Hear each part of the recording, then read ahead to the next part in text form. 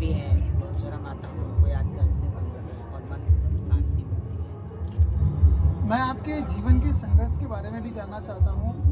क्या कहना चाहती हैं आप इस समाज से? क्या कहना है आपका हमारे चैनल के माध्यम से? आप हमारे दर्शकों को बताइए। मैं आपके चैनल से यही बोलना चाहूँगी कि जो जैसे कि एक पुरुष होते हैं, महिला होते हैं, जैसे आप ही के कोख से जन्म लेते हैं, वो तो पाल लेते हो आप, और किन्नर होते हैं तो उनको क्यों बाहर फेंक दिया जाता है? कैमरे में देखिए। क्यों फेंक दिया जाता है? मैं यही उनसे पूछना चाहती हूँ कि मत फेंके।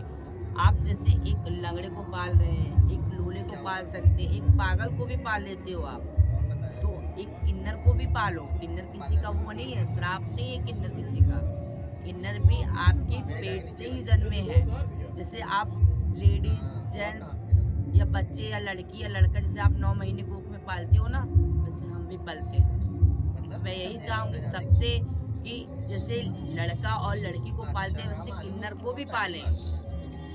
मैं यही कितनी चाहती हूँ। तकलीफ होती है जब एक बच्चे को छोड़ दिया जाता है? जैसे अभी देख लो, जैसे पानी से एक मछली को निकाल देना, वो तड़प के मर जाता है, तो वैसे हम भी हैं। एक बच्चे को निकाल के अगर उसके 2 दिन 4 दिन का बच्चा, उसको उठा के अगर ना आप फेंक दोगे बाहर, तो उसको कितनी दिक्कत है। या तो कुत्ते उठा ले जाएंगे, या तो कोई जानवर खा जाएगा, या तो वो तड़प के मर जाएगा। आपने क्या कुछ संघर्ष सहा? मैं पहले तो मैं पढ़ी लिखी तो नहीं हूँ, मैं अनपढ़ ही हूँ। कोई बात नहीं बहन। ऐसा कुछ नहीं है। और संघर्ष क्या, अब रोड पे निकलते हैं तो इंसान, आपकी जनरेशन तो अच्छी है क्योंकि आप तो 100 में से जो 90% है वो हमें इज्जत देते हैं। जैसे रोड पे निकलो, पहले ऐसा था कि घरों में बधाइयाँ भी हम मांगने जाते हैं, अभी भी जाते हैं, हम कोई वो नहीं है।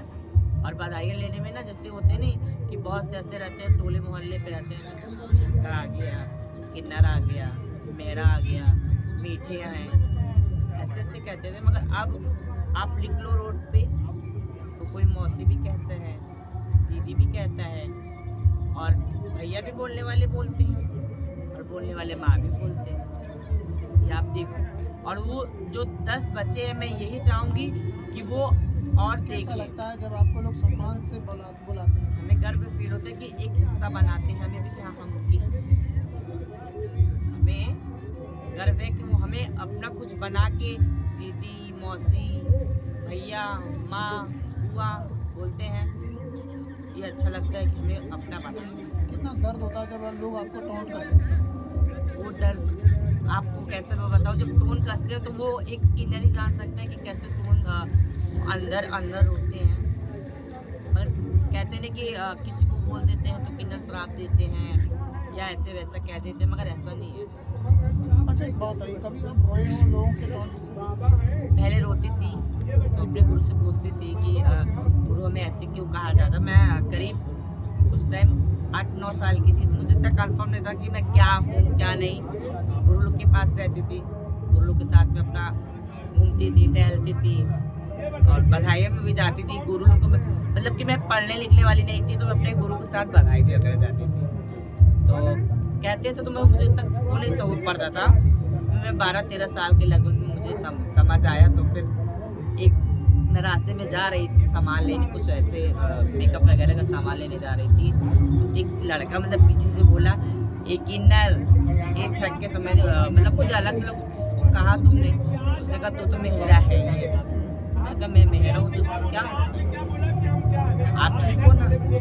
मतलब वो बात मुझे लगी थी जिंदगी में पहली बार, जैसे मतलब वो कहा ना, उस टाइम मुझे समझ आया। तो मुझे ऐसा लगा कि कुछ है कमी, तभी ना ऐसा कह रहे मुझे। आप रोए थे उस दिन?